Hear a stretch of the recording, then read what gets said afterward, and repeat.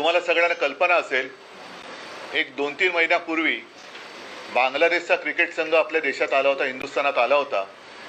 तेव्हा आदित्यने सुद्धा हा मुद्दा उपस्थित केला होता की जर बांगलादेशामध्ये हिंदूंवरती अत्याचार होत असतील तर अशा देशाच्या क्रिकेट संघाबरोबर आपण क्रिकेट खेळणं किती योग्य आहे. साहजिकच आहे, त्याला सत्ताधारी पक्षाकडनं काही उत्तर मिळालेलं नाही, ते मिळणारच नव्हतं. आत्ता सुद्धा गेले काही दिवस मी पाहतोय, आज मी तुम्हाला सगळ्यांना बोलवण्याचं कारण एवढं आहे की सातत्याने हे हल्ले सुरूच आहेत.